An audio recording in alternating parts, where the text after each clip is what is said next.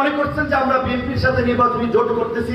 জনাব তারেক রহমান ফোন করেছে, বলল যে এই যে ডক্টর ইউনূস এখানে আসতেছে, আমরা সাথে দেখা করার জন্য সরকারের পক্ষ থেকে বলা হয়েছে, আপনাদের মতামত কি? আপনারা এটা আপনি সিদ্ধান্ত নিয়ে, আপনি এত বড় একটা দলের নেতা, আপনারা অনেকে মনে করছেন যে আমরা বিএনপির সাথে নির্বাচনী জোট করতেছি।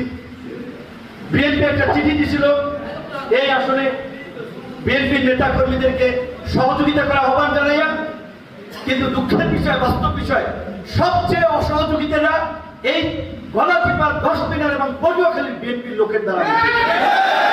এটা আমার জেলার নেতারাও আমাদের দল করার কারণে সরকারি আইন কর্মকর্তা একজন জিপি, তাকেও লাঞ্ছিত করেছে বিএনপি বলতে আইনজীবী। কথা বলবো না, অবশ্যই বলবো।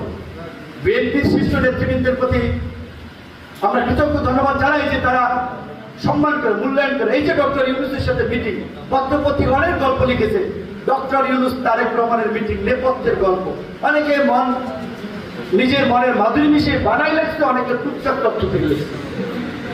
সেদিন আমি রাত 10টা-11টার দিকে হবে, আমাদের নেতা কর্মীদের নিয়ে আমরা পুকুর পাড়ে বসছিলাম। সেই সময় জনাব তারেক রহমান ফোন করেছে, কণ্ঠ শুনে বুঝতে পারছি অসুস্থ ভদ্রলোক। ঈদ মোবারক বলছিল, আমি একটু অসুস্থ।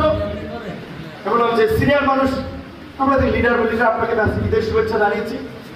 বললো যে এই যে ডক্টর ইউনূস এখানে আসতেছে, আমরা সাথে দেখা করার জন্য সরকারের পক্ষ থেকে বলা হয়েছে, আপনাদের মতামত কি? আপনারা এটা আপনি সিদ্ধান্ত নিয়ে, আপনি এত বড় একটা দলের নেতা, আপনারাই সিদ্ধান্ত নেবেন।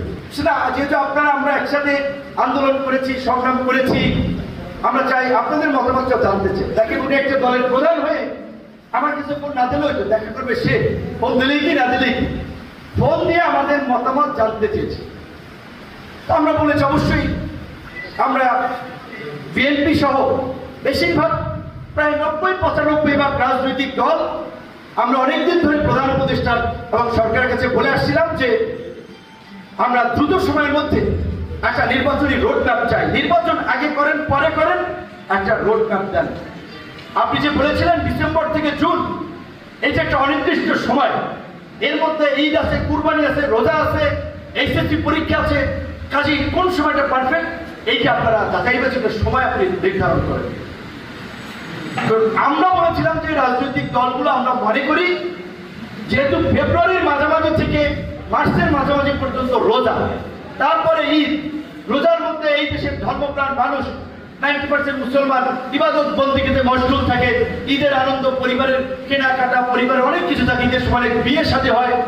তো এই সময়টা নির্বাচনের জন্য উপযুক্ত সময় না।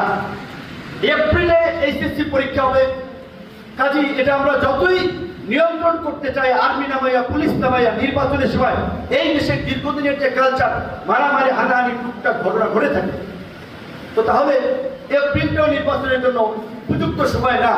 আবার এপ্রিল থেকেই গরম শুরু হয়ে যায়, মে মাসে ঠাড়া ভাঙ্গা রোদ, এই সময় ক্যাম্পেইন করতে যাবে, সব অজ্ঞান হয়ে পড়ে যাবে। আমরা মনে করছি ডিসেম্বর থেকে জানুয়ারি সময়টা হচ্ছে সবচেয়ে একটা উপযুক্ত সময়।